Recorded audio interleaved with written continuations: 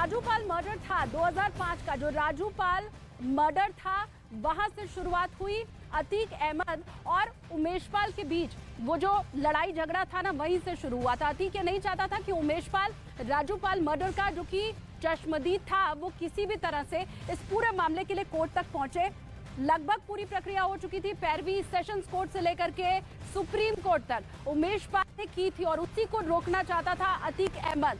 कई बार बोला गया, धमकाया गया, नहीं माने उमेशपाल। और 2005 का वो कांड जब बीएसपी नेता रमेश पाल की हत्या हुई थी, उसी के पैरोकार उमेशपाल, और उनकी हत्या के बाद आप ये समझिए कि अतीक एंड फैमिली की ताबूत का आखिरी कील जो होता है वो उमेशपाल हत्याकांड बना। देखिए रिपोर्ट।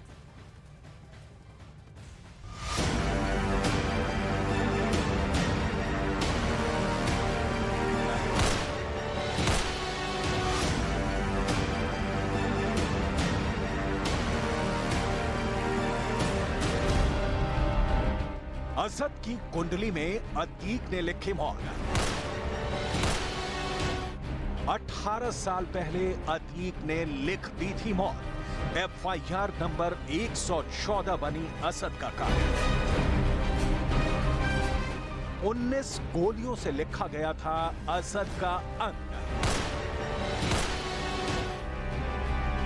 13 अप्रैल 2023 को झांसी के बारीक्षा डैम इलाके में ढेर हुए असद की मौत की इबारत उसके पिता अतीक अहमद ने उसके बचपन में 18 साल पहले ही लिख दी थी, क्योंकि अतीक ने 18 साल पहले जो खूनी खेल खेला वही असद की मौत की असली वजह बन गया। कभी इलाहाबाद रहे आज के प्रयागराज में अतीक का खौफ इस कदर था कि वो सरेआम लूटपाट, हत्या और अपहरण करता था, लेकिन उसके खिलाफ कोई आवाज तक नहीं निकालता था। गवाही और केस दर्ज कराना तो बहुत दूर की बात है। असद अतीक अहमद और उनके भाई अशरफ के खिलाफ प्रयागराज में कोई जबान खोलने वाला नहीं था। यहाँ तक कि वरिष्ठ अधिकारी और विधायक लोगों की भी किसी की हिम्मत नहीं। 10 विधायक वहाँ पर हैं, कोई सब शून्य थे। 2 सांसद सीट हैं, किसी की नहीं चलती थी। कैसे 2 पाल बने असद का काल, राजू पाल और उमेश पाल मर्डर में फंसी एक कंपनी। 25 जनवरी 2005 यह वो तारीख है जब असद की मौत को उसी के पिता अतीक अहमद ने लिख दिया था। प्रयागराज शहर के बीच शहर के पुराने इलाकों में शुमार सुलेम सराय में गोलियों की तड़तड़ाहट शुरू हो गई। कुछ लोग एक गाड़ी को घेरकर उस पर गोलियां बरसा रहे थे। कोई कुछ समझ पाता, इससे पहले सैकड़ों राउंड फायरिंग हो चुकी थी। गाड़ी में सवार लोगों का पूरा शरीर छलनी हो गया। जिस गाड़ी पर हमला हुआ उसमें कोई और नहीं बल्कि इलाहाबाद पश्चिमी विधानसभा सीट से नवनिर्वाचित विधायक राजूपाल सवार थे। राजूपाल खुद गाड़ी चला रहे थे। राजूपाल के बगल में उनके दोस्त की पत्नी रुखसाना बैठी हुई थी। इसके अलावा संदीप यादव और देवीलाल भी बैठे हुए थे। साथ ही गाड़ी के पीछे 4 और लोग भी सवार थे। देखते ही देखते ताबड़तोड़ फायरिंग से इलाका गूंज उठा। काफी देर बाद फायरिंग रुकी तो दूसरी कार में सवार लोग टेम्पो से राजूपाल को लेकर अस्पताल की तरफ दौड़े।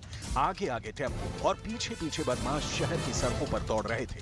बदमाशों ने एक बार फिर से फायरिंग शुरू कर दी। करीब 5 किलोमीटर तक बदमाश टेम्पो का पीछा करते गए और ताबड़तोड़ फायरिंग जारी रही। जब तक राजूपाल अस्पताल पहुंचे 19 गोलियों से उनका शरीर छलनी हो चुका था।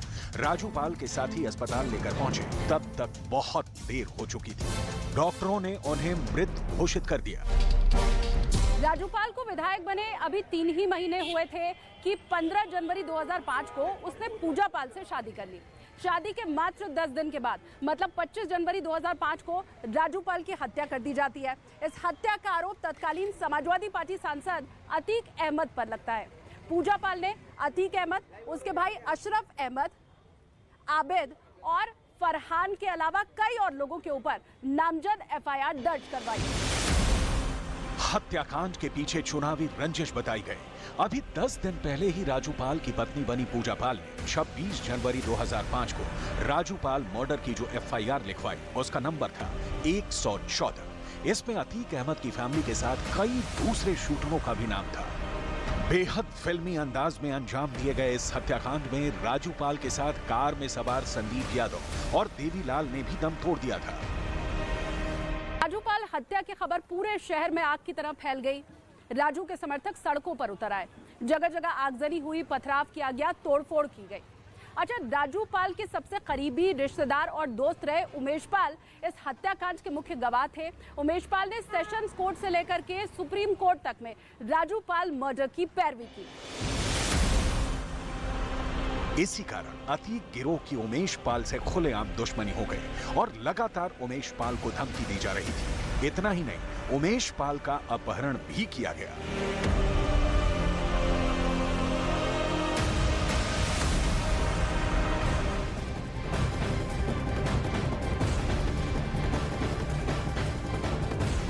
अतीक के खौफ से जुड़ी हुई कुछ और बातें भी मैं आपको बता दूं, क्योंकि यही अंदर लॉकअप में अतीक अहमद है और बाहर मैं मौजूद हूं, तो सूत्रों के हवाले से जो खबर मिल रही है, क्या कुछ अंदर अतीक कर रहा है, वो सब अब बाहर पता चल रहा है। बोरे के ऊपर बैठा हुआ अतीक और उसका भाई अशरफ रोने लग जाते हैं अंदर, क्योंकि सुबह जनाजा निकलना था। असहाय यहाँ पर खुद को महसूस कर रहा था अतीक, और उसी के बाद ये खबरें आई कि वो कई तरह की अजीब हरकतें कर रहा है, अपने अधिकारों की बातें कर रहा है। और फिर उसके बाद वही बोरे पर जिसे बिछाया गया था, जिसके ऊपर अशरफ को और अतीक को, दोनों वही बोरे पर ही लेट गए। रोना दोनों ने शुरू कर दिया और फिर उसके बाद अजीब तरह की उनकी जो हरकतें थी वो भी सामने आ गई। ये सारी चीजें ये लॉकअप के अंदर दिखाई दे रही है। बाहर मैं मौजूद हूँ और अंदर जहां पर अतीक और अशरफ को रखा गया है, वहीं से ये सारी खबरें निकल कर आ रही हैं अब सामने।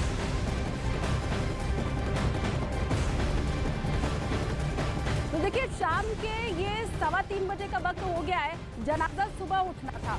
अतीक को ये उम्मीद थी कि शायद कोर्ट से उसे राहत मिल जाए और वो जा पाएगा अपने बेटे के अंतिम दर्शन के लिए और वहां मिट्टी डालने के लिए। वो हो नहीं पाया। कोर्ट खुलता उसके पहले ही सारा अंतिम संस्कार की और दफनाने की प्रक्रिया कर दी गई। लेकिन यहाँ अंदर थाने में बैठ करके अतीक ये कह रहा था, टीवी ही जरा खोल दो, टीवी के जरिए ही मैं देख पाऊँ कि बेटे को किस तरह से ले जाया जा रहा है। कंधा तो मैं दे नहीं पाया जनाजे को, कम से कम वो जो दफनाने की प्रक्रिया है उसे टीवी के जरिए ही मैं देख लूँ। ये खबर सुनने के बाद आप ऐसा मत सोचिएगा कि अतीक इस वक्त बहुत असहाय हो गया है। दरअसल ये उन गुनाहों की सजा है जो न सिर्फ अतीक ने की है, उसके पूरे परिवार ने की है। और जब गुनाहों का अंत होता है तो हश्र यही अतीक अहमद की तरह होता है। और उसी से जुड़ी हुई अब ये 3 तस्वीरें भी आपको हम दिखा रहे हैं। बेटे का जनाजा उठा, पिता कंधा नहीं दे पाया, घर का कोई करीबी वहां पर मौजूद नहीं था, खून के रिश्ते का एक भी शख्स वहां था नहीं। एक तरफ तो असद का एनकाउंटर हो गया, माँ अब भी भागी हुई है। ये पता नहीं चल पा रहा है कि मोस्ट वांटेड शाइस्ता कहाँ है, और उधर अतीक का यही रो रो कर बुरा हाल है। जहां धूमनगंज थाने के बाहर मैं मौजूद हूं, आज कैसे जनाजा उठा और कैसे रोता बिलखता एक बार फिर से अतीक दिखाई दिया। ये 3 तस्वीरें आपके सामने।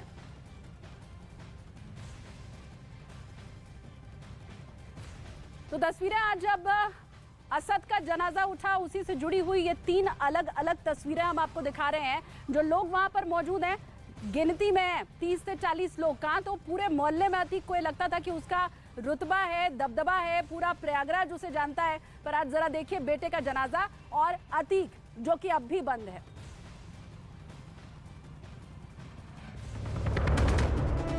बीजेपी का दिल्ली के सीएम अरविंद केजरीवाल पर हमला। शराब घोटाले में केजरीवाल को सीबीआई के समन्स पर केंद्रीय मंत्री अनुराग ठाकुर बोले, जो भ्रष्टाचार के खिलाफ बात करते थे वो भ्रष्टाचार के दलदल में आ रहे हैं नजर। विधायकों से लेके पार्षद तक जेल में है और ये दुनिया को ज्ञान बांटते फिरते हैं। शराब घोटाले में दिल्ली में जो लूट हुई और लूट की खुली छूट अरविंद केजरीवाल जी के